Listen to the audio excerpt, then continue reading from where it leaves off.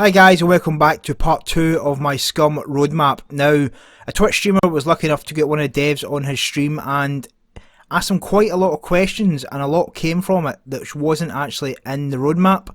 Now, I've put a link to the actual stream upload in the description.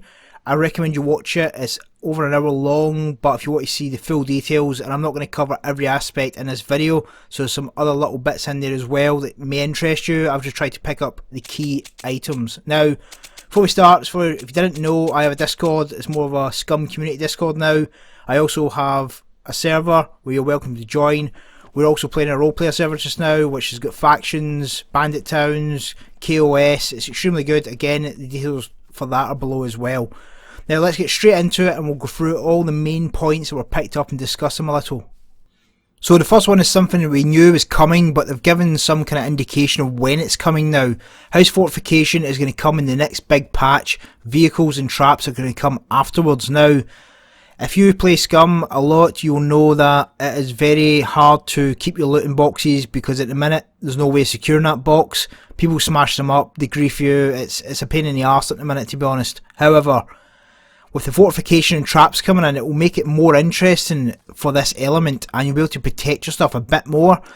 There is also key locks coming in at some point, which we'll touch on later, so you can actually lock the doors and boxes. So the next big update is going to bring us a lot more security for the actual loot we're getting. In a minute, we have to carry everything on our bodies, which is a bit annoying unless you're playing the solo player version. So for me personally, this can't come quick enough, because I think this will expand in the game, because a lot of people are saying the game is getting a little dry, which I can completely understand. That's why we're playing on the RP server, because it's a different aspect to Scum, and it gives us a bit of a different way of playing, because at the minute, let's be honest, all you do is loot camps and try and avoid players. That's all you really do. If you can trap people and fortify a town as a group, it gives a lot more direction and interest to stay on that server. Next, now some people may frown upon this, however smoking is going to be part of the game. Now, we currently use cigarettes as currency, well, we're trying to, because they're really rare to find, well, we find anyway. And it just gives a little spin on the game when we're trading, so cigarettes is like the key item to try and get. Now, this will probably affect your player, because if you smoke, I used to be a smoker myself, if you're running you get out of breath quicker, but I think it will be a in-game choice if you choose to be a smoker, or it might be blended into your character in some way, but there's more details to be announced in that at a later stage. So moving on, the devs actually confirmed that generators are already built but not actually used in the game yet. Now, these can power electric fences, and I imagine some sort of traps in later life of the game as well. Now, these will need fuel, so it won't be a case of just sticking it there and you're completely safe. It's going to make you want to have to hunt and basically raid to get other supplies, which I think is another good thing, because it's going to keep you enticed to keep playing the game. If you need to fuel your generator, you're going to have to go and find that fuel or trade that fuel with someone else. So think later game when fortification's in and you'll want to keep that base safe. If you've got electric fences or any sort of traps that may need electricity, this is going to be an ideal solution to try and keep things safe. But like other games, you're going to have to keep going out to find that fuel as well.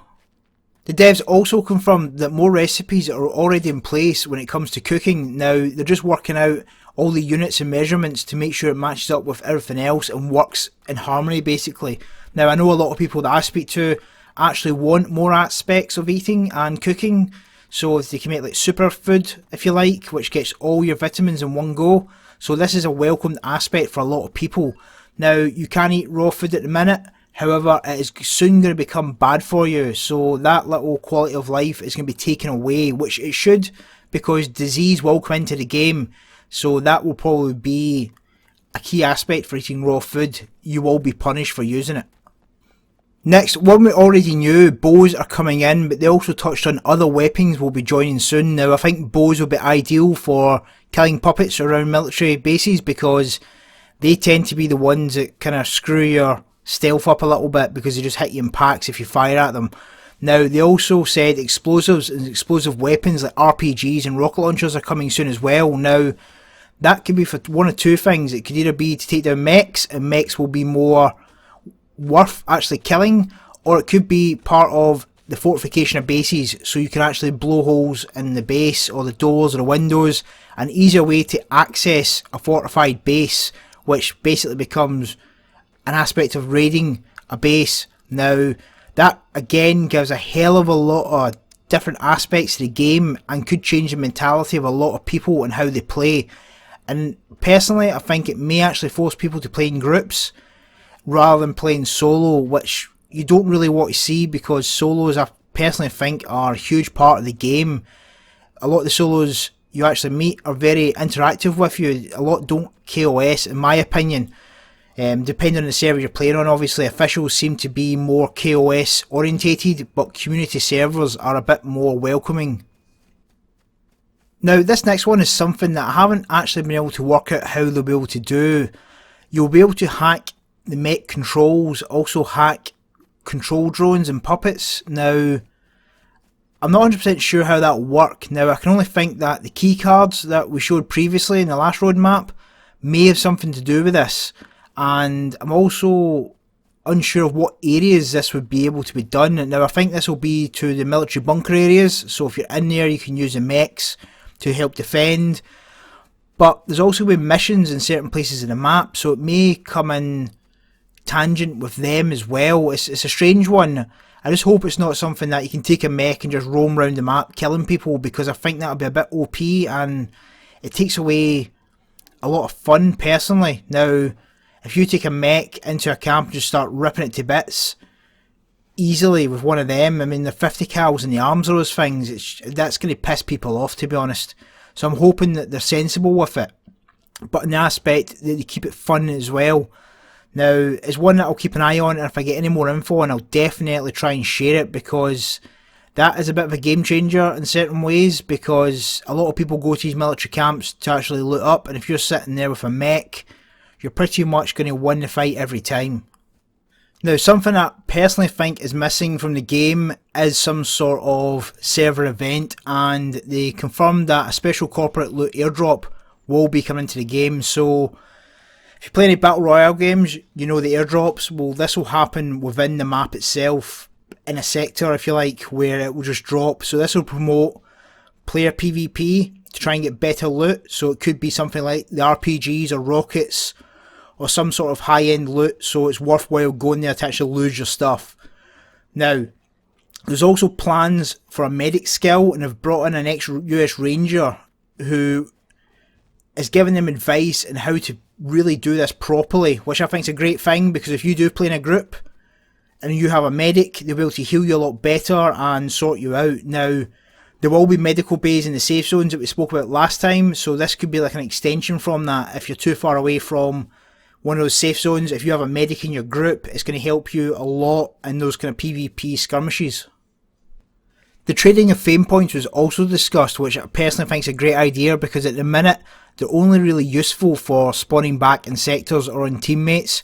So for a solo player, unless they're going back to their shelter or to get their stuff, it's very limited to what they'll use it for. So if you can use it for trading at the safe zones, etc., I think it would be an extremely good thing to bring in. It will act as some sort of currency and make it more focused on trying to get your fame points up.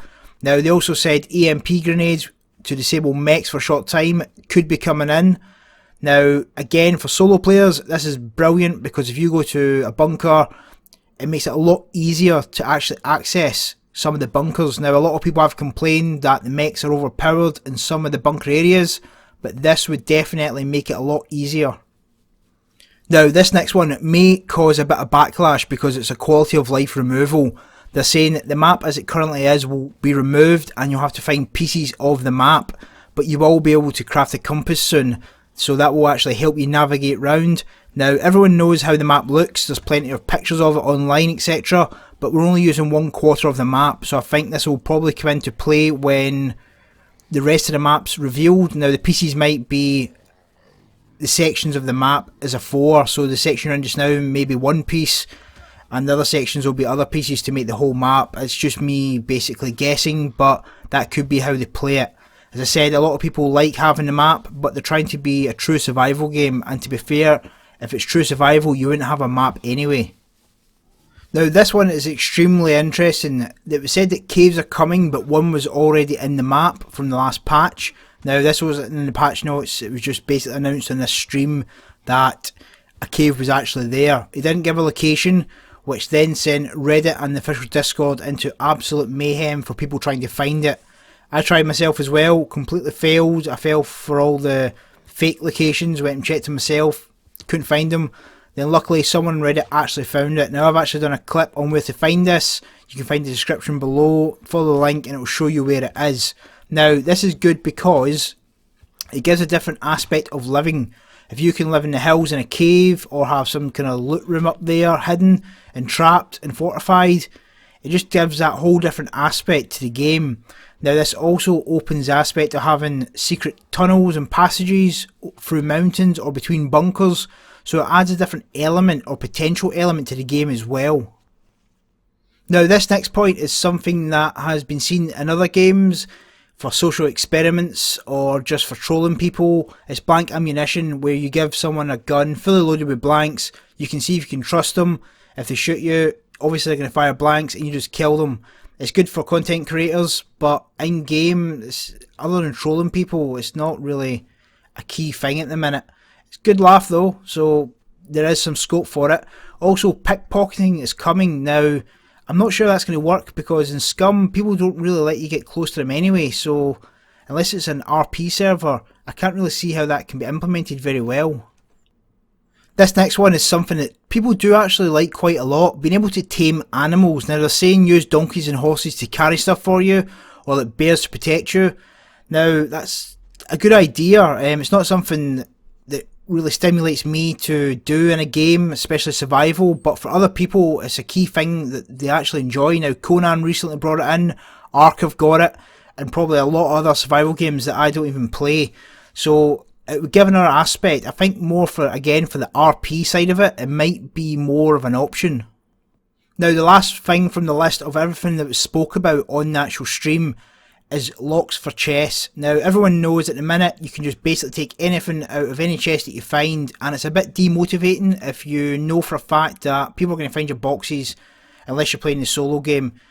It just becomes annoying that you can't actually protect that. So they're talking about putting locks and electronic locks with passwords, but they're also talking about being able to hack those locks as well. So it gives that element of people trying to up their skills to be able to do that. So that's a really interesting one, and one for me that needs to come in sooner rather than later, because you need to be able to lock your boxes, because at the minute it's honestly just a pain in the arse.